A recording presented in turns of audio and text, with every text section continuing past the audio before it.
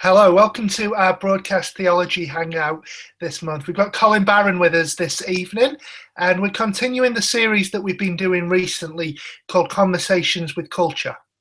We've been looking at different ways that we can connect with the world around us, how we can understand what people are saying, and what are some of the common themes that we share as believers with everyone else. So last time we were on, we had Johnny Mellor, and he was talking about art. And art is something that Christians and non-Christians alike share. So Johnny was drawing out some biblical perspectives on it, helping us to understand it well and have conversations about it. We've got another similar one this evening about food and drink. Food and drink is an important thing for everybody in the world, but biblically it does have a special place. And Colin's going to be painting a picture of what a theology is of food and drink, and then some of the ways that we can speak about it to people around us as well. Anything that you want to ask, anything that he says that's interesting to you, we'll do Q&A at the end. So we've got a couple of ways you can do it. If you're in the Google Hangout, near the bottom right-hand corner of your screen, you should have a little box where you can type your question in, and then I'll pick it up and ask it to Colin. Or if you prefer, you can ask on Twitter. We're at BroadcastCP.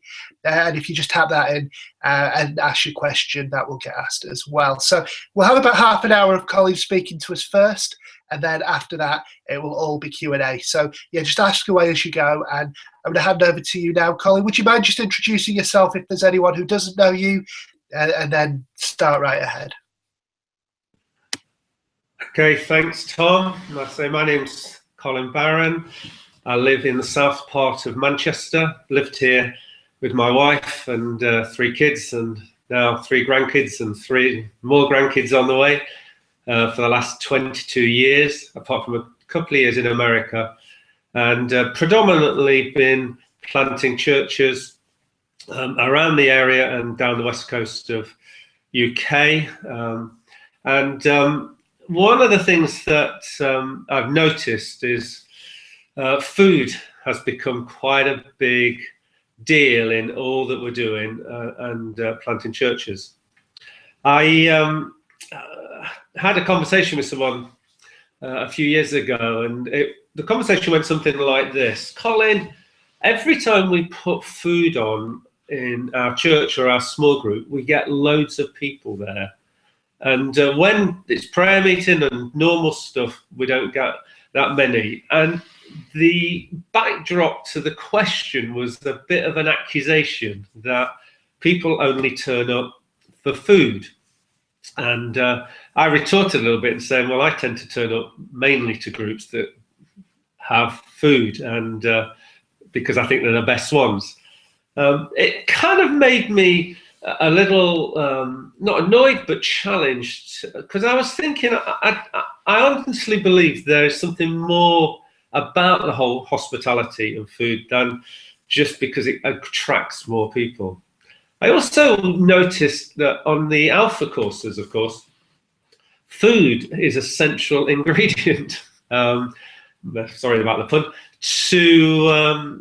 To actually what happens, that people gather, and when Nicky Gumbel started, it was, I think, in his home, and gathered around his dining room table for a supper, as they would say down in Knightsbridge, and then they would talk and discuss about the gospel and about Jesus. And I thought to myself, actually, we can have people who, for the first 8 or 10 weeks of their journey into the church, actually have food as a central kind of part of it, Bible, prayer, worship, and then they come into normal church and actually get some biscuits occasionally, get coffee that's sometimes a little lukewarm, and I mean, a bit over cynical, but actually there's just seemed to be a bit of a mismatch between the entry and then into the church. I began to also look and see that one of the qualifications of an elder in the New Testament, along with having one wife and having a good reputation in the community, is that they're hospitable. And I thought, wow, that actually it's such an important subject that if an elder's not hospitable, that is actually rules them out of leadership.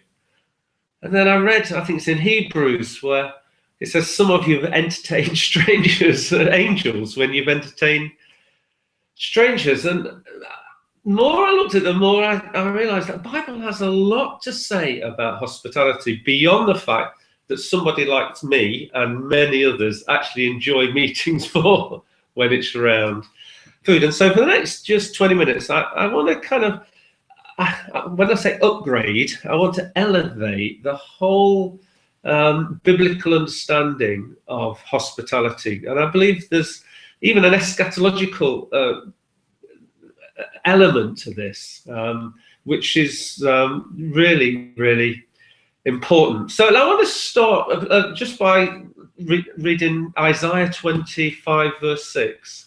And it basically says this: on this mountain, the Lord of heaven's armies will spread a wonderful feast for all the peoples of the world. It will be a delicious banquet with clear, well-aged wine and choice meat. There he will remove the cloud, the gloom, the shadow of death that hangs over the whole earth. So here's the prophet Isaiah looking at that last day, the day when death will actually be defeated, and that the shadow of death will be completely gone. As we know now, when Jesus comes again, that great and glorious day. And it talks about it in terms of a banquet. And my dad and my grandma used to make homemade wine, and I was brought up with cloudy wine from people who weren't making it that brilliantly. So when I read here clear, well-aged wine, I actually have something to contrast it with, and choice meat. And I don't think this is just figurative. I actually do believe that there is a banquet being prepared for us. In fact, it's goes on to say that in Revelation, and John when he's looking at that final day, says this: let us rejoice and be glad and give the glory to him, for the marriage of the Lamb has come, and his bride has made herself ready. And it was given to clothe herself in fine linen, bright and clean, for fine linen is the righteous act of the saints. And he said, right, blessed are those who are invited to the marriage supper of the Lamb. And so Isaiah's seeing it, John is seeing it, that the Lord of hosts is actually going to be preparing a fantastic banquet for us. And I'm always taken back that it's talking about meat often from the lamb, the wine. Very Mediterranean, actually, in some of its concepts. I just wondered if the Bible was ever written in Mexico or with Latin Americans or Indians. I wonder if there would be a different choice of words for that banquet. But the reality is, there's something going to happen at that great time when Jesus comes again around a banquet. And when Jesus himself is walking this earth, it says this: a guy said to him, hearing Jesus, a man sitting at the table eating with Jesus exclaimed, what blessing it will be to attend a banquet in the kingdom of God. And so I guess first point I'm trying to make is that there's something about the kingdom of God when we eat together. There's something that's taking hold of the future, this great banquet that's going to happen when the Son of Man and the bride come together. And actually we are taking part of the kingdom here on earth. Sometimes we think of healing, of the kingdom coming to earth, and we talk about deliverance, of something about a touch of heaven coming to earth. Well, I would say this: when we are together around the table eating together, we are experiencing something of the kingdom of God on earth. I think that makes a deal of difference in the way we look at it. It puts it on a different plane as far as I'm concerned. So that's when we see, and we'll look at this in a moment or two, when the early church, one of the things it first says is they ate together. They broke bread and ate together. Breaking bread is remembering Jesus' death. It's also remembering the fact he's going to come again. He's risen from the dead. We eat together. It's part of that same eschatological meal that we're going to have. So let's just look at some of the kind of theologians and how they talk a little bit about this. N.T. Wright says this. He says, most writers now agree that Jesus eating with sinners was one of the most characteristic and striking marks of Jesus's regular activity. Jesus was, as it were, celebrating the messianic banquet and doing so with all the wrong people. So the issue that N.T. Wright's making here is when Jesus ate with people, there was something of that messianic banquet, and the issue was not that as far as the scribes and Pharisees were concerned. It was that he was doing it with sinners. He was sharing something of the kingdom of God with the wrong people. And in fact, if you look through the scriptures, the more Jesus ate with tax collectors and sinners, the more the Pharisees actually got agitated and angry. And it's like the kingdom of God was present in those times. And actually Jesus, as N.T. Wright says, actually was doing it with all the wrong people. You see, Luke 7:34 says this, the Son of Man came eating and drinking, and you say, here comes a glutton and a drunkard, a friend of tax collectors and sinners. And so he was branded. I mean, a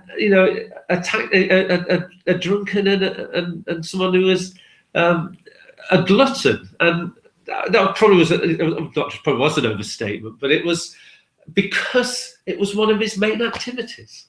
And so I hope I'm just kind of beginning to elevate what I say can sometimes be mundane, normal, almost non-spiritual into something I think much, much more important about the kingdom of God. I think the other thing, which is not so true in the culture that I live in the UK, but definitely true in Eastern culture and in Israel in Jesus's time when he walked the earth, is that when you ate with somebody, you actually inferred on them dignity, honor.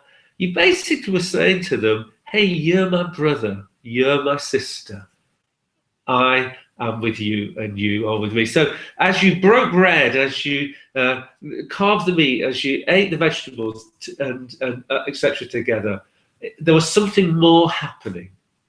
That's why when Zacchaeus came down from that tree, when Jesus said, please come down, and one of the first things he said to him was, I want to come to your house to have a meal. And it so overwhelmed Zacchaeus that he basically said, look, all I have off I'm going to give to the poor, everybody I've defrauded.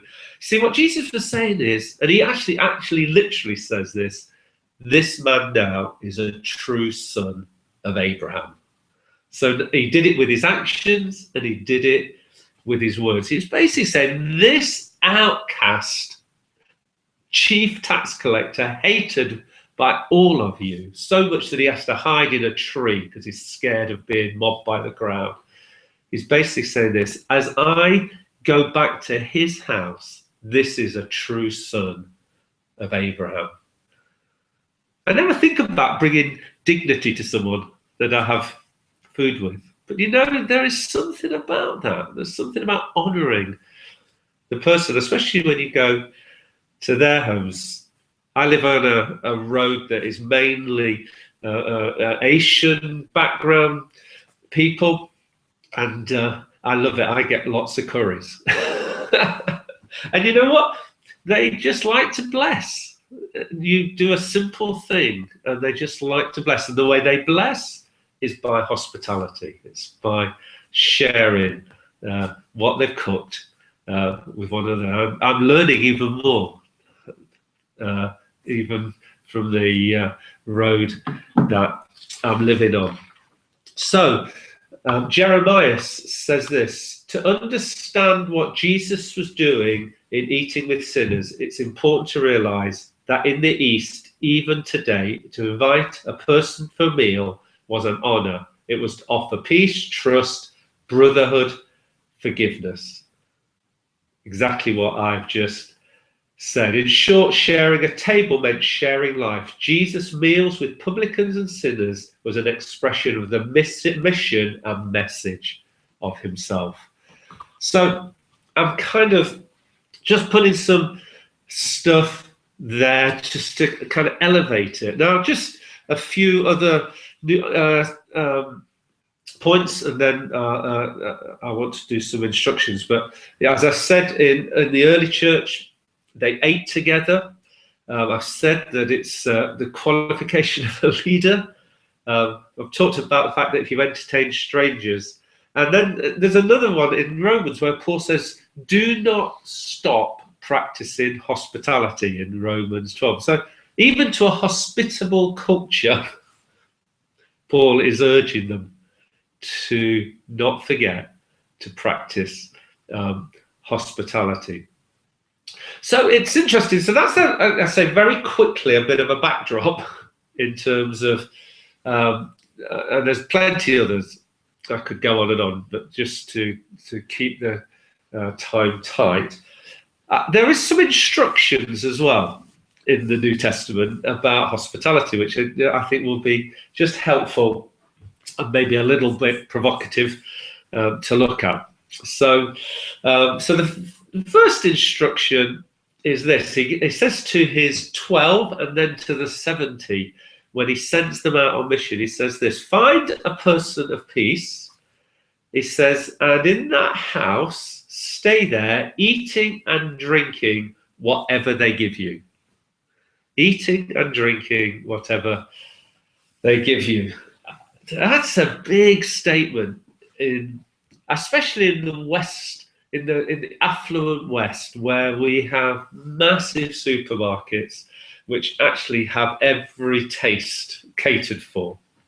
I remember a friend of mine was a missionary in Nepal, went out to see her a few years ago, and when she came back to the UK, she said the culture shock was greater coming back into our land than going to Nepal. And she said the biggest one was this: going into a supermarket and getting totally freaked out on the amount of food and the choices. She actually had to go out because it was just overwhelming.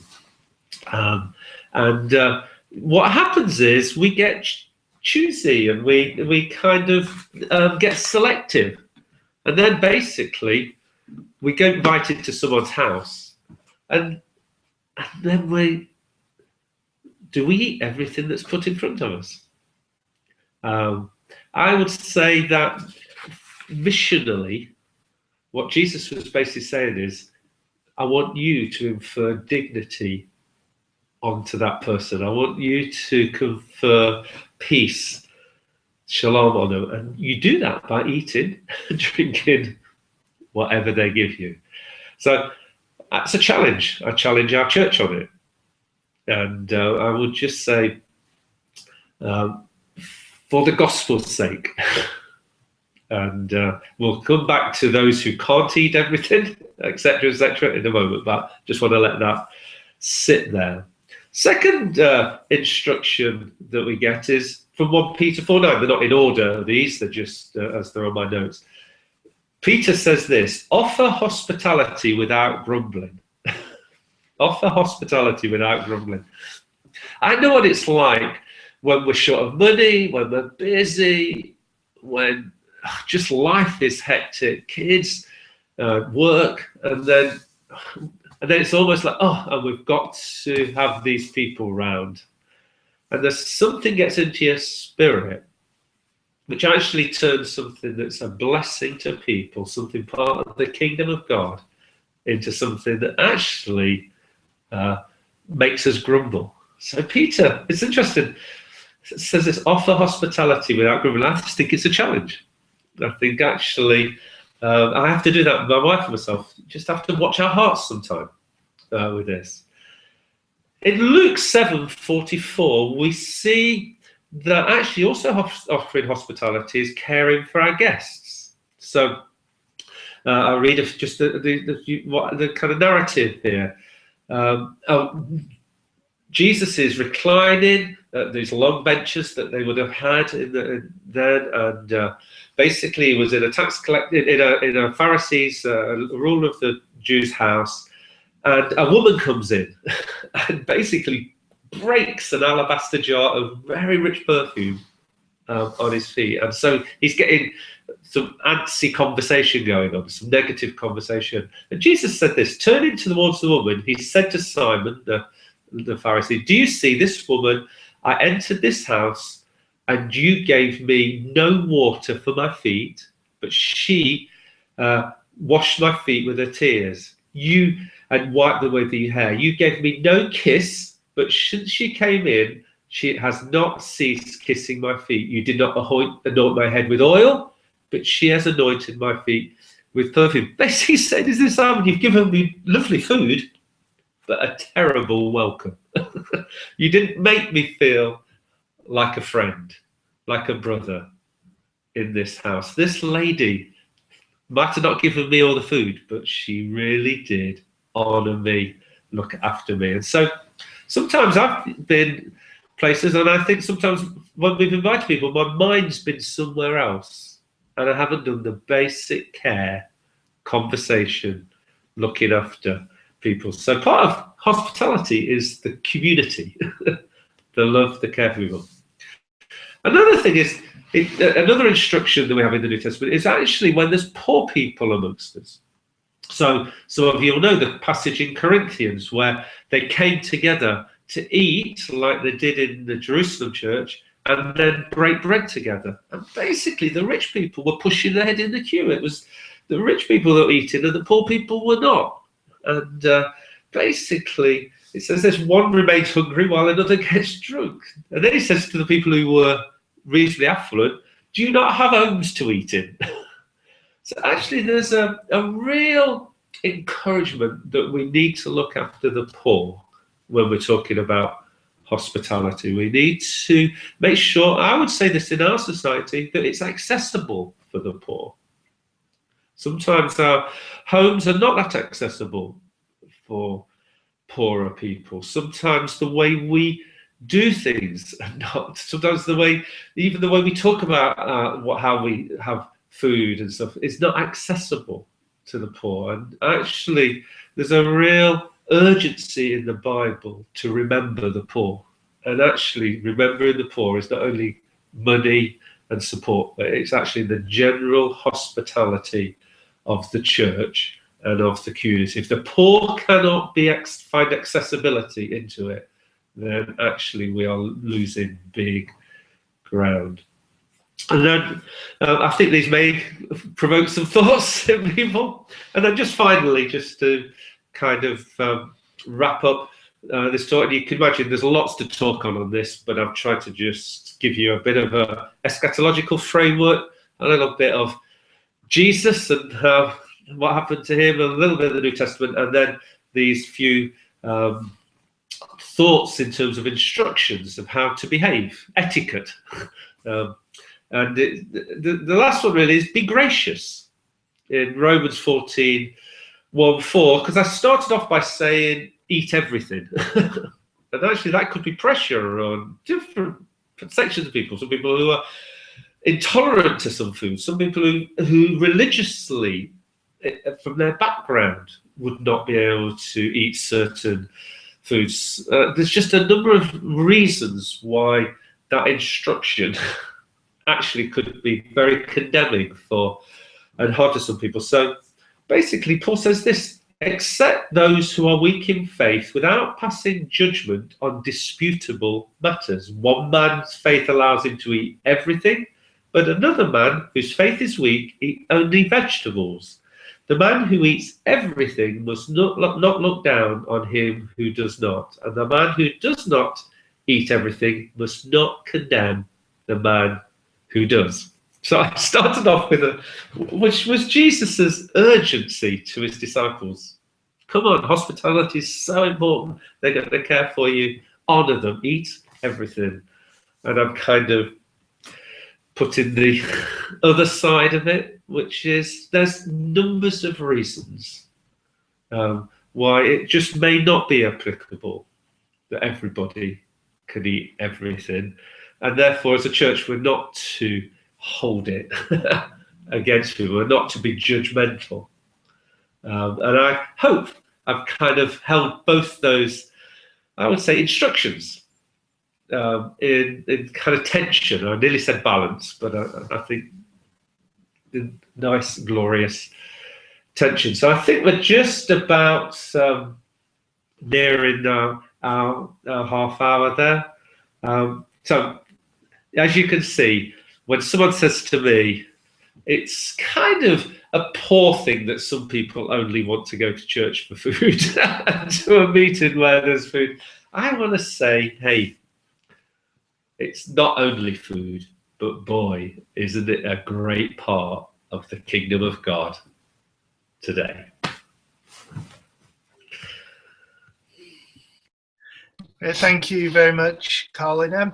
Time for some Q&A now. So if you're watching along and anything that Colin has said has stirred you or provoked any questions or thoughts or anything like that, then please do ask your questions. The bottom right-hand section of your screen, if you're in the Google Hangout, there should be a little box that you can type your questions into, or you can ask them on Twitter. We're at BroadcastCP, and we'll pick up the questions there as well. Colin, I'd like to just kind of come back to something that you were saying towards the end of the talk when you were talking about remembering the poor and making things accessible for the poor. And you alluded to the fact that a lot of the time we don't do that. Could you share some of the things that we do that could make it unaccessible and what things that you'd advise that we start doing instead to make it more so? Okay.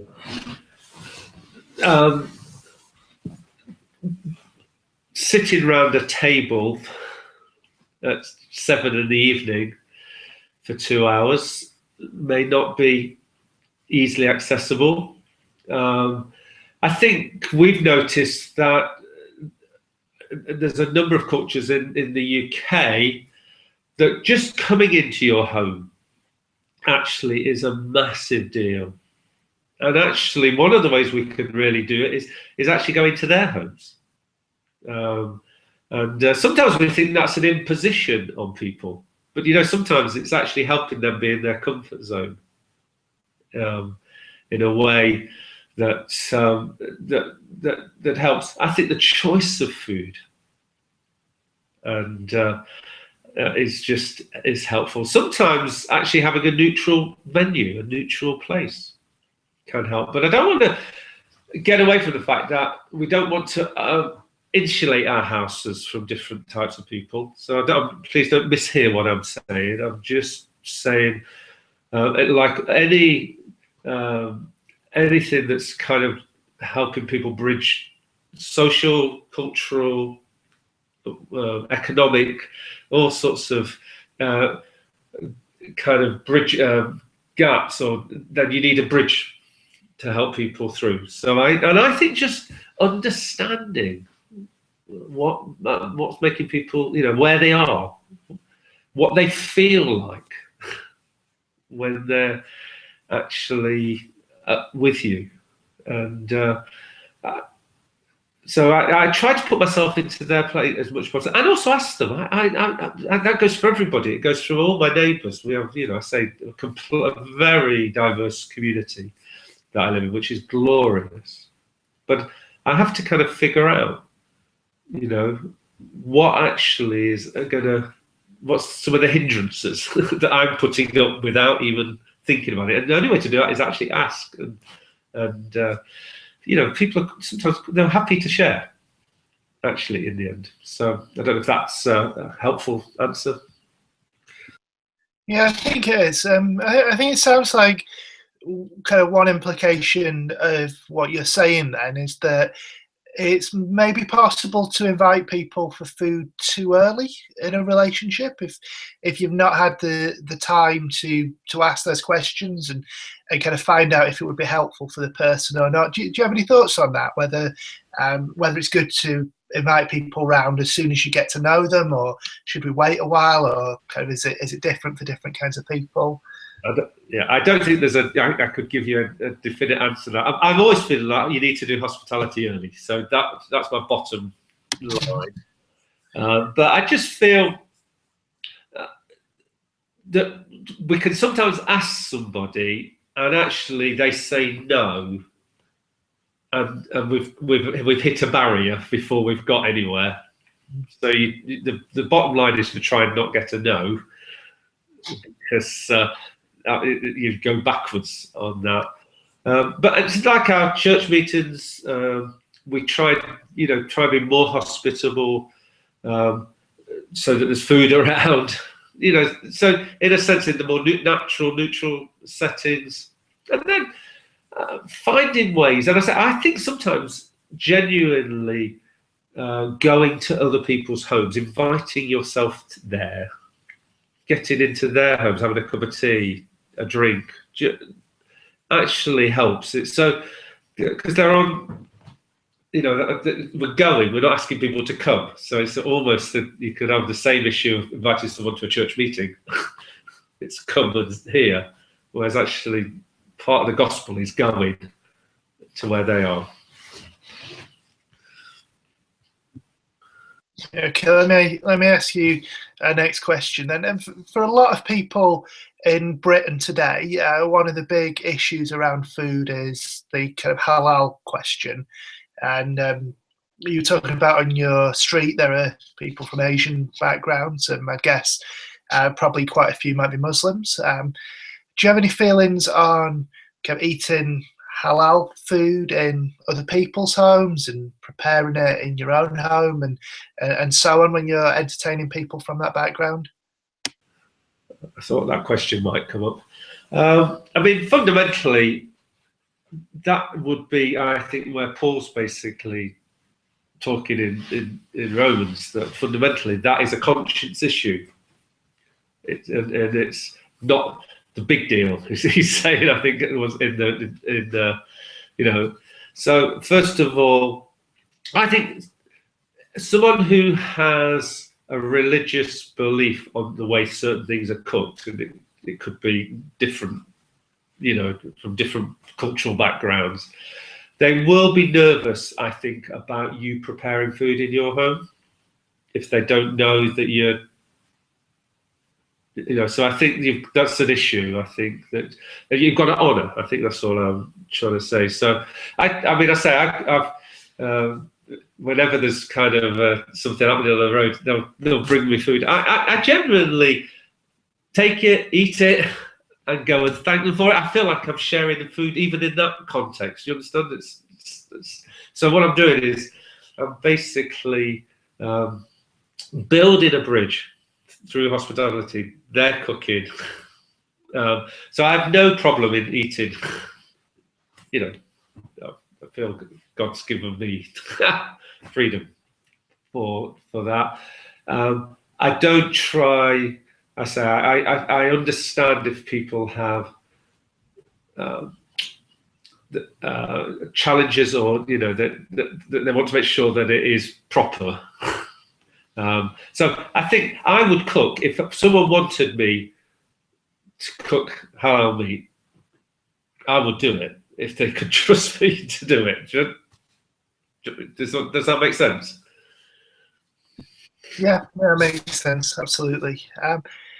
Okay, so when we entertain people and put food and drink on for friends and for Christian friends, non-Christian friends, for some people, the idea of having 30, 40 people in their home at one time is exciting and energizing, and they do it very well. For other people, it's a nightmare and they don't thrive on that too. I guess, Kev, it comes down to extroverted or introverted. Are there ways of doing it that work for both kinds of people? Are we free to just go with whatever works for us, or should we be looking to have big groups around? Or I mean, what do you think? Okay, brilliant question. I was brought up in a very gregarious family. That was a non-Christian family, but party-loving, especially over Christmas time. I was just used to crowded houses. In fact, I brought my wife, when we were caught in at 2 a.m. when a party was going on at our house, and she was a single kid, a Methodist church home, didn't drink. Just it was like two worlds colliding. And so our marriage has been interesting because we've actually had to work out both those worlds. And it's been helpful. Just before I totally answer it, I was in India a few years ago, and I felt God speak to me to speak on hospitality, and I felt a fraud because I was there in Goa and preaching to people who I thought were far more hospitable to me. But I just felt God really say, you've got to do it, Colin. So I was apologising for doing this preach on be hospitable. And then one of the leaders came up to me afterwards and said, Colin, I needed that word. We have not entertained anybody for a while. And the reason is there's such a competitive attitude to food around us that we feel like you have to do better than the last person you went to. And so it's actually paralyzed us. And so it was fascinating that even in a culture that they're used to, even big numbers, actually something that got in. So the answer to your question is this, and it was part of the answer to that person that came in India, is I feel like you have to do hospitality according to how God's made you. That's to start with. And for some, we've got friends who can have 40 in their home. I was in St. Petersburg with a couple who planted a church there. Every Wednesday, they fed 40 to 50 people. That's just Wednesday after Wednesday. And it was glorious, and I knew we couldn't do it in our house. You know, we could have 6 is kind of, occasionally we have the whole family because we've got a big family now, grandkids, so we're getting more used to it. But we have smaller numbers. I think the reality is you can't just go out your comfort zone. Also, some houses, some flats. I mean, we're hoping to plant a church in Munich. The couple there, very hospitable, only got a small flat. Now they're getting a bigger one. So I think you can't. It's not competition. That's really what I first want to say. It's actually being caring for people, and you really have to start with how God's made you, as a single, as a couple. But also, I do feel that, you know, be hospitable is an imperative, what Peter is basically saying. So I think there is a challenge as well. So you could say, well, I'm wired like this, so that's it. Whereas I do believe God changes you. He gives you more capacity. So I think for my wife and myself, I think we've got more capacity. The other thing is we go in seasons as well. So sometimes we've got more energy, more time, and actually more money. And we seem to entertain quite a bit. And there's just other times when I'm traveling a lot, just life is just busy. And you just think, we haven't entertained just for a little bit. And sometimes you just say, don't get condemned. Actually, it's okay. It's okay. Very good. Let's go. Okay, let's go for this one next. So, talking about church meetings and hospitality, and you alluded earlier to the fact that people come in and sometimes it's lukewarm coffee and a couple of cheap biscuits, and obviously we don't want that. We want to put on good food and good drinks at our church meetings. Some pushback that can sometimes come from parents, particularly, is when there's lots of unhealthy food, gloriously unhealthy donuts and cakes, and 5, 6, 7-year-old kids are filling themselves up with it. And any practical thoughts to help us? I mean, I had one leader when I was kind of really encouraging them come on, let's do better than what's here. What about all the overweight people? So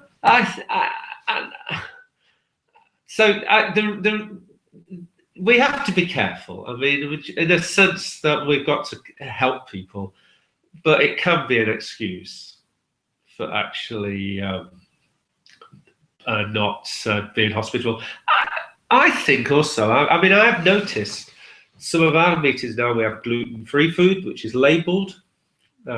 Somebody brings every week gluten-free cakes and stuff. It's there. I noticed that there's more fruit around. So I think the reality is that hospitality is not just stodgy donuts, although some of us do like the stodgy donuts and it does look good.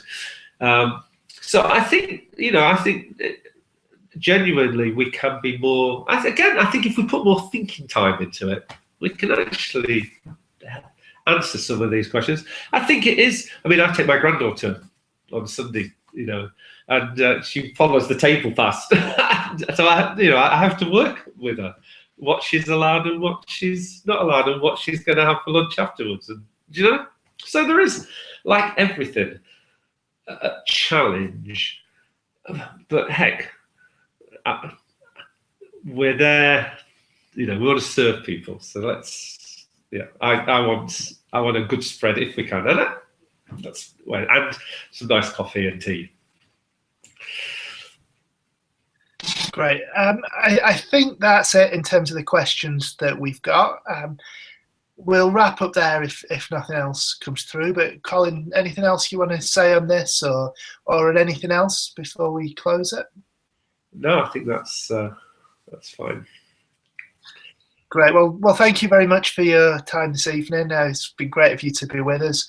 Really helpful stuff. And next month we don't have a theology broadcast because we've got the Catalyst Festival going on that week. So we're going to miss a month, and then we'll be back in June. We've got Martin Charlesworth coming on talking about theology of social justice and how we can engage in conversations about that with the world around us.